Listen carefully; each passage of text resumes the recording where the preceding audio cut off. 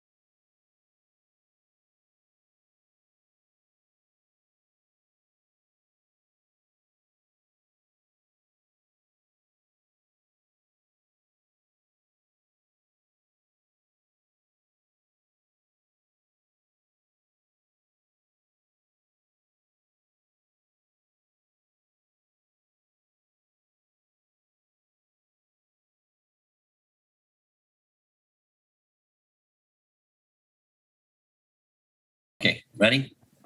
Yeah. Okay. Hi, everybody. Will here with this week's interview chair. I have none other than my dearest friend, Amy Rodrigues. How are you, Amy? I'm good, thank you. How are you, Will? I'm good. Look how beautiful you look. Oh, my God. Well, thank you. And you get this to stare at for the next hour. Oh, that's okay. Where are you at? I'm in British Columbia with my boys. I was judging on the weekend, and then we're spending the week here just to hang out. We went whale watching yesterday. So, very fun. Yeah. I love whale watching.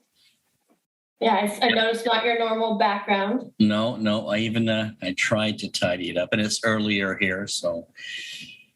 But yeah, it was fun. We saw humpbacks, we saw orcas. It was fun.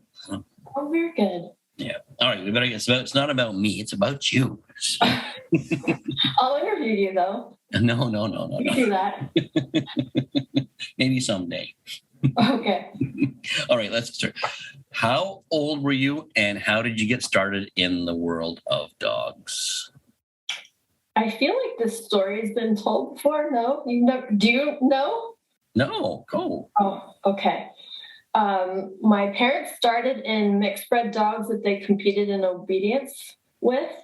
And about the time my mom was pregnant with me, which I'm the sixth child, Wow. the youngest, I'm the baby, they got their first Brittany. And Gretchen Schultz's parents, Walt and Joe Schellenbarger, saw them walking through the dog show with their Brittany. And I think I was just a baby at the time, and Joe took my mom aside and said, "Let me teach you how to show dogs, because that's one of the most beautiful Brittany's I've ever seen." So Joe and Walt actually taught my mom and dad how to show dogs. And then I grew up going to the dog shows with them. There's a 7-year age gap between my brother and I. He's the next oldest from me. And so none of my brothers and sisters wanted to watch me while my parents went off to dog shows. So I had to go to the dog shows, and I was addicted. There's pictures of me with the, pink foam rollers in my hair, curlers, and sleeping in the dog crate with the Brittany. And so, of course, I wanted to show dogs when I got older. I started showing when I was 6, and I think I still hold the record, maybe not. I won the Brittany National when I was 9 years old with a dog that was 1 month older than I was. Wow. I think that's a record that no one else has. I've never heard of that. So Lamar Mathis, I'm not even going to say the year because I almost aged myself there. No, I was 9 years old, and it was a great time, yep. Then I was hooked after that. I think I won my first Best in Show at 12 with the son of the dog that I won the national with. And then it just kept rolling from there. How did it keep rolling? How do you decide that you wanted to be a handler? But you're 12, so you're not, I'm going to be a handler. So I don't think I ever thought I was going to be a handler. I did start getting, I remember I got flowers sent to me from different handlers after I won my first Best in Show, and I was thinking that was kind of odd. But Danny Canino actually came up to my mom when I was 12 and said, I know she's too young to really work, but I want to teach her because I think she's like got raw talent and she needs to start learning other breeds. So whenever she was around, my mom would let me go work for her. And my mom was always scared because I was a tiny little thing growing up. There were always the stories of my knee-high socks. Do you remember those? Have you ever heard those? No? So you don't remember. I had to wear knee-high socks because I had the skinniest little legs. And so my nickname for a long time was Bobby Socks. So my mom was worried about Danny's Rottweilers knocking me over. But I loved working with the Rottweilers, Clumbers, Papillons. And then from there, I've been blessed to work for some great names, I think. Mike Shea, and he was a great groomer. You remember Mike, yep. Right? And then Corky and Sue were the last handlers that I worked for before I was started to show some on my own. Now, how old were you though? When you worked for Danny, you were young, so you probably didn't work full time, right? No. Who was your first full time job? Pam and Leroy Stage. Do you remember That's those a name names? I don't know. No. Okay. Pam eventually married Mike Shea. Okay. But before that, she and Leroy, she had some top winning Dalmatians. She had some Whippets, I think from the same lines that I want to say they're related to the lines that Lori Wilson Post's line comes from. And then she had Sammy's for, goodness. God, now you're going to get me on the names. Marty Ward. You remember Tom Ward? Yes, yep. Yes, that whole family. Pam used to show their Sammys years ago. And Leroy had top-winning Rhodesian Ridgebacks for Barbara Rupert. Gosh, I can't believe I remember these names. You're good at this. I couldn't do this. Oh. Yeah. Maybe I should apply for my judging license while I remember all these names and history. But I think it just kept rolling. I worked for one person after another. Pam and Leroy did break up. And then Pam married Mike, and I worked for the two of them together. I did get to work for some great Doberman handlers, not full-time live-in, but I did work for a while for Andy and for Mo, and Bill Shelton. Oh, Bill Shelton as it's well. a great trio of Doberman handlers. Wow. Mm-hmm. I always question, after working for them, how did I get into golden retrievers? Why wasn't I more of a Doberman handler? But I did. They were amazing, all three of them in different ways. Amazing to learn from on how to handle a dog. Yeah, I'm sure. And that would be amazing to learn from those three, or just even one of them. Yeah. They're all just amazing. Wow. Mm-hmm. One of the best things Bill Shelton ever did was he made you believe in your own abilities. And if you were in a winner's class and he won multiple classes with dogs and you were his assistant and he said, take this one back in, he would be encouraging you to try to beat him to win. And I remember thinking, when I become a professional handler and I have an assistant, I want to be the same way, because that built something within me to be more competitive and try to win. So I will always thank him for that. What a great trait.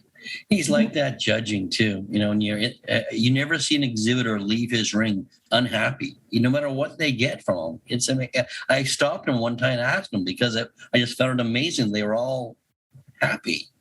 Yeah, I think he laughs a lot and he enjoys it a lot, so it kind of carries. He told me he tries to say something nice about every dog he examines. Mm-hmm. And it's true. If you listen to him, like not so much with people he knows, but if you listen to him, you can see him discussing things with the exhibitor on the table, and they always leave happy, Mm-hmm. All right, keep going. Sorry. No. What's the next question? I want to keep going. Where did it go from the Doberman handlers? You're not a professional handler yet. Okay, from the Doberman handlers, there were times that I worked off and on for Bill and Taffy because I was working for Corky and Sue, and they had my friend Jessica Wee Wee was their assistant.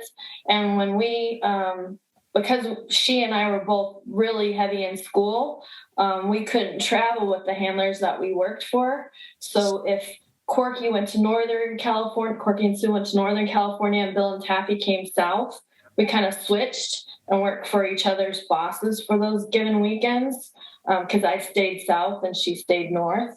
So I did work for them, but not as a live-in, just at shows. I remember getting to work for them at like Great Western Terrier Association, getting a bunch of terriers ready. And that's when I met Gabriel, because Gabriel was working for them at the time. And that's about the time that I started getting into smooth fox terriers as well. And I loved the breed and loved looking at them. But coming from sporting dogs, a lot of them weren't the greatest of walkers.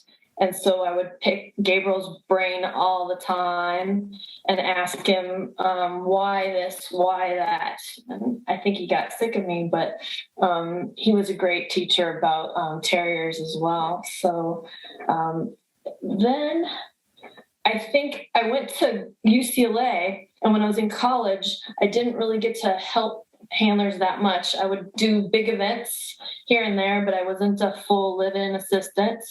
And I actually... What did you take in college? I'm going to interrupt you. What did you take in college? English. Yeah, English. A lot of reading, a lot of writing, which is probably why I do what I do now. And out of college, I worked for a company as a systems analyst. So I was doing a lot of computer work. I actually even hired handlers to start showing my dogs when I was working. Gabriel showed some, but I think Woody showed more of my smooths for a little while. And I think Peter and Beth had some of my smooths on the East Coast as well. Yeah, that's summarizing everything up really, really fast. There was a point, though, that someone asked me to come back to showing dogs full time and make it a business. And I kind of hated always being called a weekend warrior. Do you know that term? Mm-hmm. We all know those people. Yeah. I mean, you work so hard during the week at your normal job, and when you come to the dog shows, you're just a weekend warrior because you haven't really paid your dues all week long working on those dogs. So it was an opportunity to see what could I really do in dogs if I dedicated my life to just it. And I was thankful for my computer skills, bring them into showing dogs and using them for invoicing, creating schedules, keeping on top of having it as my own business. And my first big winning dog on my own as a handler was a golden retriever bitch, Terran's impeachable offense. Her call name was Monica. And I think she kind of put me in the realm of being a professional handler. So how old were you at this point starting out? Mid-20s, I want to say. Yeah, mid-20s. And I was breeding smooths at that point in time. I really hope I'm not leaving anybody out because there were so many people that were so important to how I became who I am. I hope I'm not leaving out a name, and if I am, I will apologize to you later. Well, don't worry, we still have time, and hopefully we can get. I'll get more mentors out of you. Yes. Okay.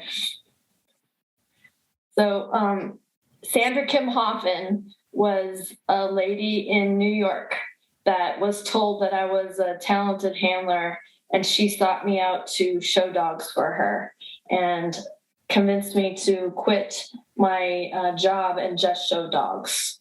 And what breed did she have? She had Monica. Oh, okay. I'm sorry. Golden retrievers. Yeah. So, and then Mr. Michael Faulkner I just saw Michael this week, and he was in the panel with me, or I was in the panel with him. Another huge, important mentor asset in my life. I would always pick his brain when I was learning golden retrievers, and I asked him about my grooming on Monica. How did it all look? And he came at a show to come look at her and tell me what he might do different. And then he noticed I had this smooth fox terrier in the end run. And he's like, oh my God, that dog is beautiful. That dog should be being shown full time. He's absolutely amazing. And I said, oh, it's just my own dog, you know. And then he spoke to Sandy Hoffman, and they owned him together. And then that was Tux, which was my first big winning smooth fox terrier. And I think he still holds the record for breeder owner handled fox terrier, best in show winner. Wow, that's crazy. I didn't know that about Michael. Yeah, wow. Michael was involved with helping my smooth line ever be known or be famous or have an owner that would believe in them. So, yep, Michael Faulkner.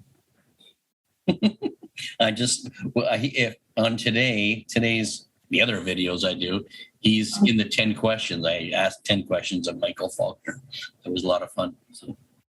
And he's so quick-witted too. You know, he's another person we can all learn a lot from. But I definitely owe him for that, seeing something in that dog and pushing me to show him full time and Sandy owning him for me. That is amazing. That's a great story. Mm-hmm. But I'm going to keep going. Where did it go from there? Oh my goodness! I want everything. So. No, there might be some years I don't want to talk about anymore. But you can do that. I'm not Jerry Springer, so. Okay, no. There's nothing bad. There's nothing bad. Everything makes you who you are. That's true. But definitely dated different people in dog shows, married someone in dog shows, and all of it plays a part on who I am now, and a lot of successes together, a lot before, but where do I go now? After Tux, I still was living in California. I think I moved to Michigan shortly after that. Had started the Blue Rose Kennels business, and amazing career of some of the most. One of the things I absolutely loved about showing dogs, and you tell me if you found the same thing. Some of the people that we showed for and what they did for a living and who they were, that they had the ability to support dogs, you know, the finances, whatever it is, to support dogs. But I think of some of the amazing people I met for being able to show dogs for them and what they've done with their life. So, for example, Mr. Malzoni is incredible. Sandra Kim Hoffman is incredible. And I don't want to go into their personal lives because that's their stories. Ken and Robin Greenslade, amazing. John Baichy, amazing. Allison Godfroyd Fitzpatrick and Sean Fitzpatrick, amazing. And where they are now. And Barbara Hainline and Mark Hainline. I can go on, but some of the clients, that has been really cool on top of the dogs. And then it became a pattern of showing for the same people and watching their breeding programs progress.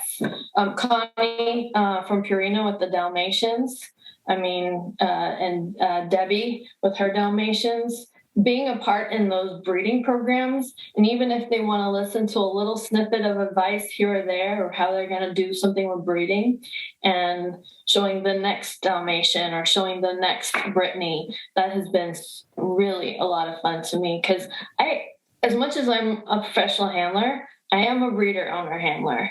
And I love watching them from the beginning all the way to what you can make them, or what they are, bringing out their best. Okay, I feel like I'm talking too much. What's that? I feel like I'm talking too much. No, you're not.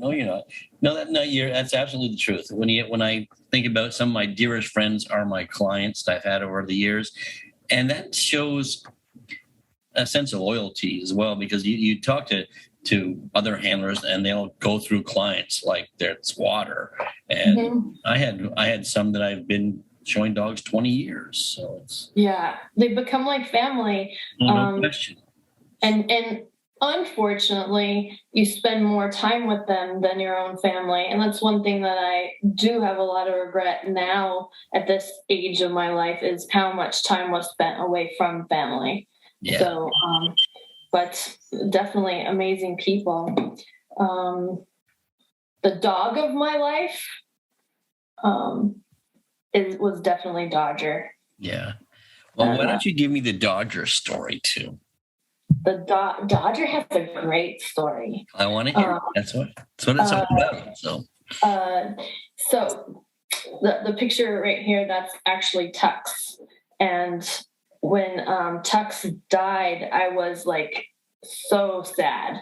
And he retired with his co-owner, Joe Ovalle. And that was the hard thing too, sending the dogs home. But he retired with Joe, and he would send me videos and send me pictures of him all the time. And when he was getting sick, he would tell me the progress of what was happening and how he was getting sick. And when he actually passed, I didn't want to go to a dog show. And Palm Springs was coming up. So I had to get it together, get my current Golden, get my current Smooth, and fly out to Palm Springs. And I'm wearing my sunglasses because I don't know, I'm not really that emotional, but that dog I was that emotional over. I'm walking through the dog show with my sunglasses on, and I see this man walking this Smooth puppy, and he's dragging his nose on the ground, and he's being really bad. And I was like, oh my God, that looks just like Tux. And so I found my co-breeder, and I was like, who is that puppy? That looks just like Tux. And she goes, oh, of course it does. That's his grandson. That's so-and-so that we bred with, blah, blah, blah. And, because I had moved, I wasn't on top of what my breeding partner in California was doing. And I didn't know who had what. I didn't recognize this man. But that was Dodger walking around with this man. And I was showing a Sebastian son, which, Heidi Gervais, of course. Yeah. Sebastian was one that I co-owned with Heidi. I remember Sebastian. I love Sebastian. His picture's up there. So they're all over in this room somewhere. But and I won best in sweepstakes with the Sebastian son, but I kept pointing to this puppy over there that this man had. And everyone's like, oh, he's skinny. He's this, he's that. He's not behaving really well. And I was like, I'm telling you, that's the great one right there. I love that one too. So, half hour after the show was over, that man that was walking that puppy comes over with a crate, a health certificate, and the dog, and says, I hear that you really love this dog, and it's really your breeding, and I'm sorry about Tux. I would really like it if you take this dog home. I know you'll do better with it than I ever could. That's an amazing story. You gave me a bit of a goosebump story. Wow. So I called home at the time and said, I'm coming back with another dog, not another Smooth, yet another Smooth. And I flew from there to the Florida circuit. And this Smooth kept climbing out of the X pen and finding me wherever I was in the dog show. And so there was like an instant bond. He knew that I fell in love with him, and he fell in love with me. 3 times, I think, he got out of that X pen before I put a top on it so he couldn't do it anymore. But and then it was just trying to get him to learn to put his head up and find. He was totally the ugly duckling story because he had no confidence in himself. And then he became this swan that loved being a show dog, and always did it on a loose leash, holding his own head. So Dodger, I always say that when I looked at Dodger in the eyes, I could see Tux. And so they were almost one and the same, the two dogs. But I was definitely blessed to have two of them. And then again, there's more than two, because then there's Devitt and Sebastian and all the other guys in between. Now Desmond and Frank. I've been blessed with some really great smooths. That's an amazing story, though. Wow. Yeah. All because someone was generous enough to share this dog, so I was super happy. Well, you have a keen eye for dogs, obviously. What about any dogs that you wish you'd been a part of, or that have made a great impact on you that you weren't involved with, but aren't being shown right now? That aren't being shown right now. I'll never forget the Irish Setter dog you showed. I love that dog. I think I told you that 1,001 times. Piper, yeah. Oh, that was like one of my favorite dogs I ever saw that I never showed. How long ago was that? That was around 2004, 2005. Yeah. And I was hunting that dog down for a puppy out of him in the worst way. I so badly wanted something, because he was one of the most beautiful Irish setters I've ever seen. Yeah, he was one of my buddies too. He was like a person. He came with me, and I'm sure he understood every word I said. He was incredible. So. Mm-hmm. I absolutely loved growing up watching Indy and Andy. I thought that was they were an amazing team, and she was beautiful. Growing up, I mean, I loved Mick, and the Kerry Blue was just beautiful to me. Let's see. Gosh, there's too many to say. I remember seeing the Frenchie that can't say anything about any current dogs. So you can cut that out. Yeah. Cut that out. We didn't get a word. We didn't say who it was. Doesn't matter. So. Okay, good.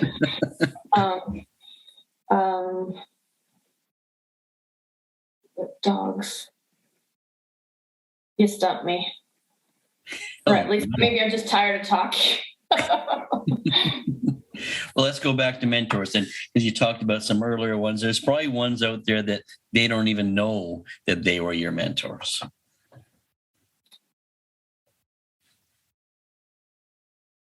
I think that a lot of the people that I had as breeding partners through the years maybe didn't get as much credit as they deserved, because my name was more well known at the time.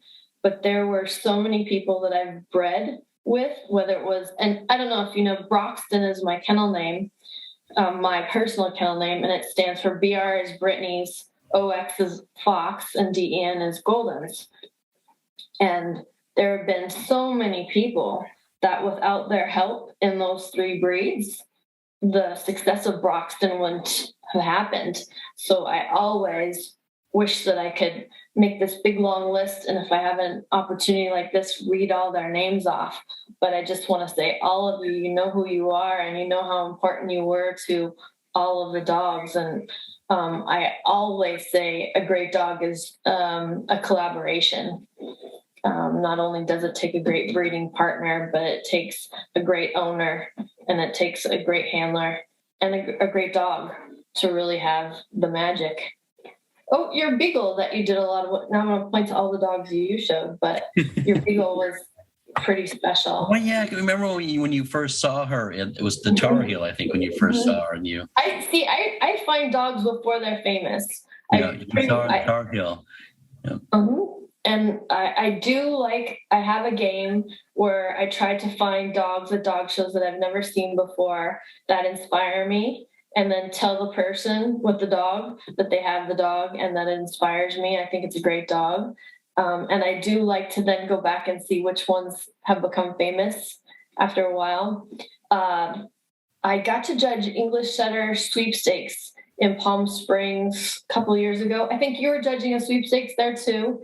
And I put up this English Setter bitch, and I thought she was so lovely. And Gare Fleck Patterson is a mentor of mine. He did a video on what makes a terrier a great terrier. And that's another story. I'll come back to that. But ever since I first watched that video, he was a man that had my respect. And I judged sweepstakes. He judged the regular classes. I put the bitch best in sweepstakes. He put it best of winners. And so I was like so excited because a judge that I had so much respect for found the same thing that I found. And then just recently, the handler that has it sent me a picture, and he had taken it out for one weekend and done some winning in the groups. So I was like, okay, maybe I should judge. So, but Garrett, sorry, go ahead. I said, of course you should judge. Sorry. Yeah, we'll see. I think I am ready. If the process wasn't so difficult, I probably already would be, but we'll see. Gare did a video a long time ago that someone passed to me, and it was before I ever showed him a dog. And he talked about the snippets of looking at any terrier just through the eyes, and that you should know what terrier it is just by looking at it, through the eyes, because each one is slightly different. And he also talked about the 3 like-sized terriers, the Welsh, the Lakeland, and the Fox Terrier. And if you blacken them out, you should know what breed it is by their silhouette. And we shouldn't be being confused by what breed they are, which kind of sometimes happens nowadays. Yeah, I have that theory with this 3 setters too, and I liken them to those 3 terriers. So. Oh, I love that. So before I ever even knew who he was, I saw this video he had done. And then he got to judge the breed in Smooth Fox Terriers at the Garden. And everyone told me, you have no shot to win. You have no shot to win. And this was with Dodger. This was the year that this was 2010. So it was the year. And, we showed him February. And I had this unbelievable month in January on the Florida circuit. I don't remember how many best in shows he won, but it was like crazy, winning like I'd never done with a dog before. So I come into the Garden and everyone's telling me, don't expect to win. This judge is not going to put your dog up. So-and-so is going to win. This is going to happen, blah, blah, blah. And I was like, you know what? Everyone is going to see this dog. And I remember going into the ring with such fire in my stomach.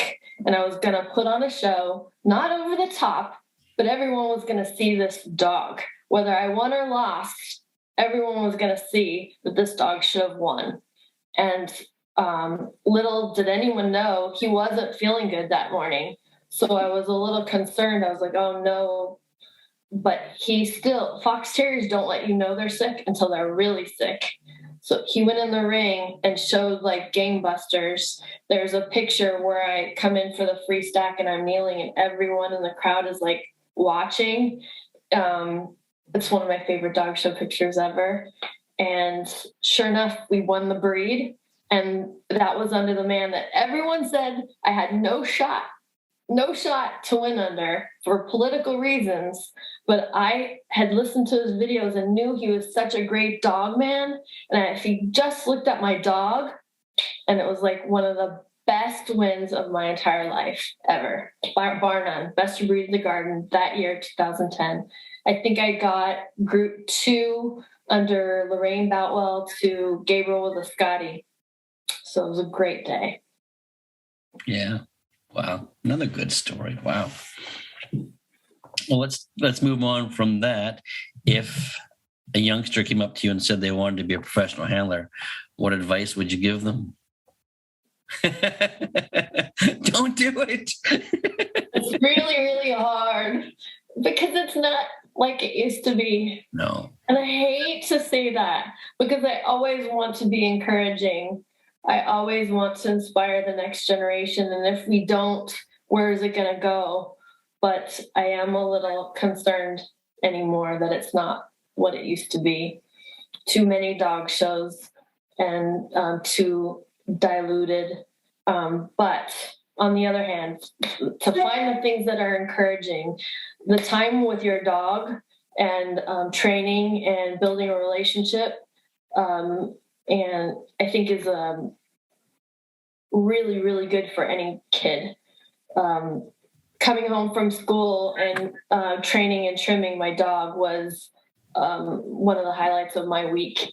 And it's like anything with any animal, you learn responsibility, and you learn what you put in, you get out. I hope. Oh, well, just recently I heard that there's a new rule, at least down here, that they're allowing kids to show other people's dogs. Yes, and I think that's good for the sport, because for the kids that don't have their own dog or can't afford it, that allows things to open up a little bit more.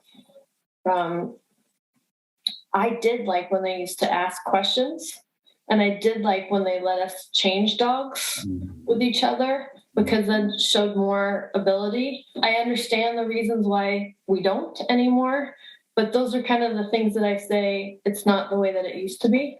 Yeah, we've always been able to do that up here, and we've never had to own our dogs. So, like as a child, I showed Afghans, Irish setters, beagles, whippets, everything. Also, they get the opportunity to do that. Yeah, I was judging junior handling this weekend, and I gave a very talented handler best overall. But this young man I gave second to, he was showing a Gordon setter. And when I came out, Stuart said to me, "Oh, that young man's really good. He usually shows this, but he always goes around it." And she said, "He should probably just stick with one dog. He'd do so much better." And I said, "Not in the long run, he wouldn't." I said, "He's doing the right thing," because he pulled that Gordon setter, and they're not an easy breed to show. No.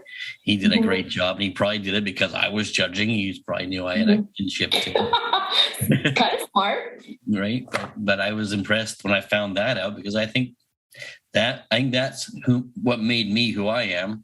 That I was able to show whatever I wanted to, because in juniors I showed whatever I wanted to. So I'm concerned in working for, okay, back up. Sorry. The kids that worked for handlers, I think they're learning a lot more than what's happening in junior handling right now for me. The fact that there's stats in junior handling, the fact that there's all the rankings, that didn't exist when I was a junior. It used to be that when you got to the garden at the end of the year, you found out what your ranking was for the year. So all year, you're just working for every show that you go to.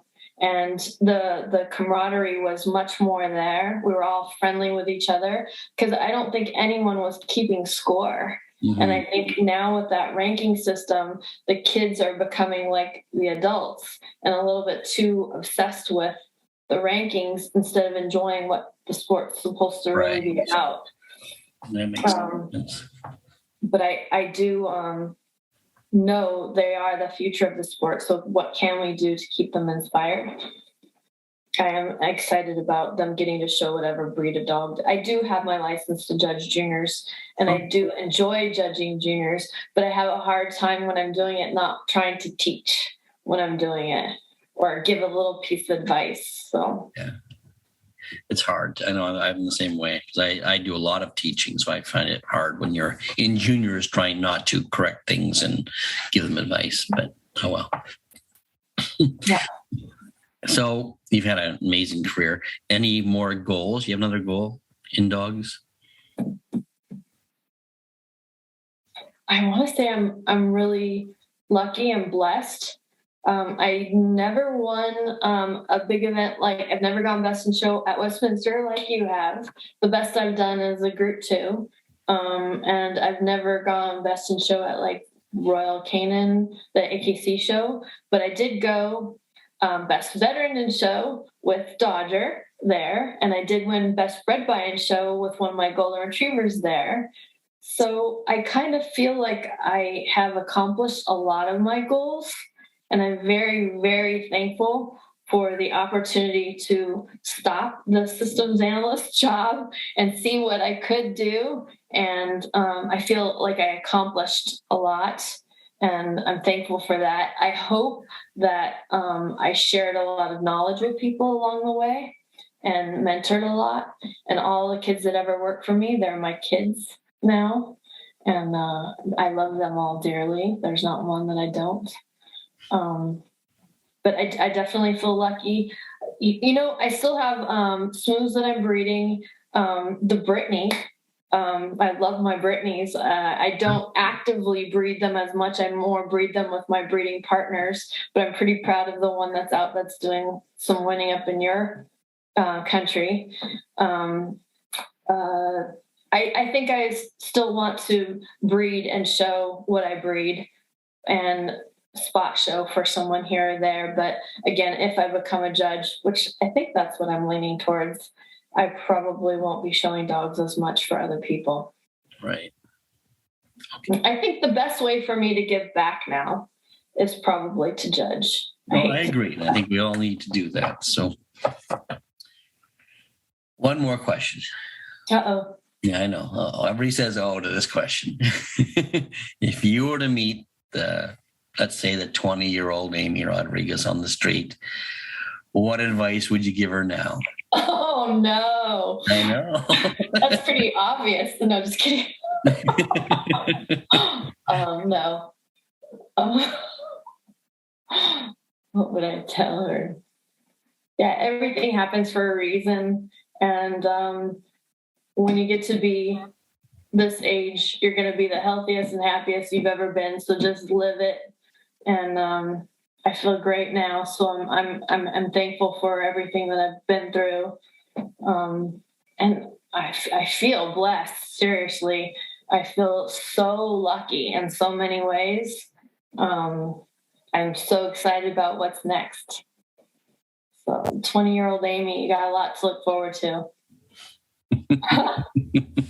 That's a great answer. All right. I won't keep you any longer. Oh, no. Please. But thank you. Thank you, Will. Good to see you again. Thanks, guys. Thanks, Amy. That was a great interview, and I knew it would be. If you like what we're doing here, make sure you press the like, share, and subscribe button. If you want to find out what's happening in Will's world, just go to willalexander.net. If you want to talk to me, go to dogshowtips@gmail.com. And don't forget about the podcast every Thursday with myself and Wayne Kavanaugh, The Dog Show Drive. Take care, guys.